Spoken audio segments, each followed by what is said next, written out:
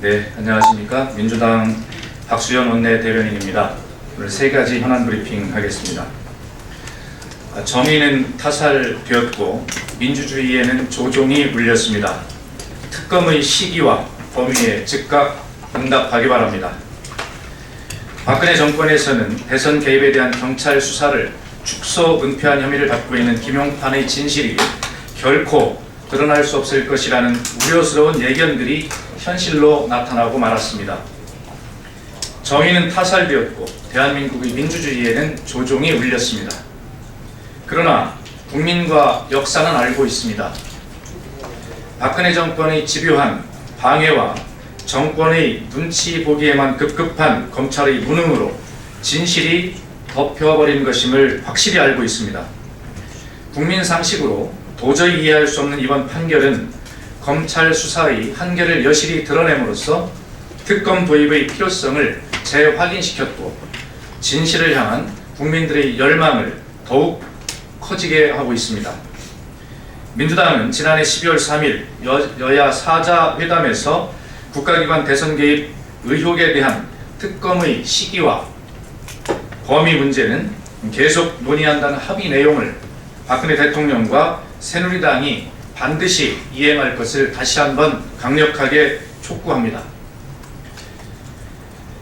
끝날 때까지 끝난 것이 아닙니다. 정의와 진실은 결국 승리할 수밖에 없다는 당연한 진리를 반드시 증명해 보일 것입니다.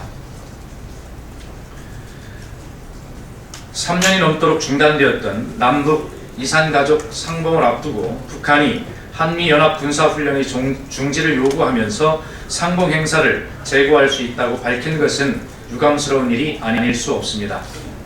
이미 60여 년을 기다려온 이산 가족들이 대부분은 80대를 넘긴 고령으로 더 이상 기다릴 수 있는 시간이 없습니다.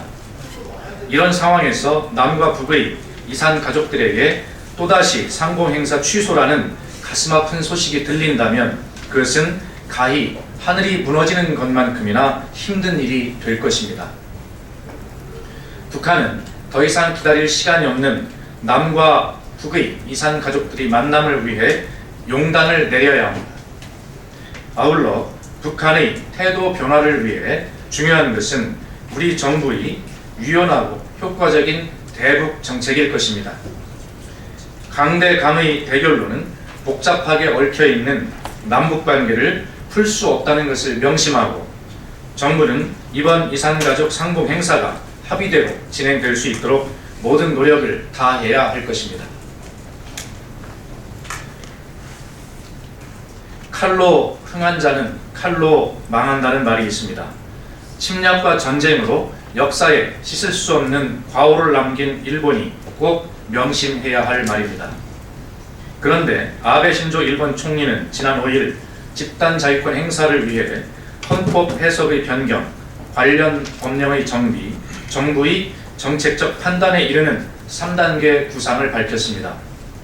이는 전쟁 금지와 군대 보유를 금지한 평화헌법 구조의 개정 없이 헌법 해석 변경을 통해 집단 자위권을 행사하도록 하겠다는 의도를 구체적으로 밝힌 것으로 아베 정권의 군국주의 부활 야욕을 적나라하게 보여주고 있는 것입니다. 일본은 아시아를 전쟁의 소용돌이로 몰아넣은 전범 국가로서의 무한한 정치적, 도덕적 책임을 지어야 합니다. 그러나 일본은 역사 왜곡과 신사 참배 그리고 영토 분쟁 등으로 주변 국가를 아직도 끊임없이 위협하고 있습니다. 전 세계는 일본의 그릇된 역사 인식과 재무장에 대해 우려를 표하고 있습니다. 아베 정권은 동북아 평화를 위협하고 있는 전쟁 야욕을 즉각 중단해야 합니다.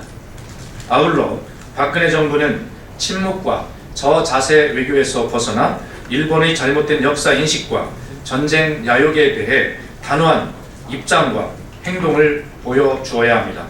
그것이 대한민국의 굳건한 위상을 정립하고 동북아 평화와 안정에 기여할 수 있다는 것을 명심해야 할 것입니다.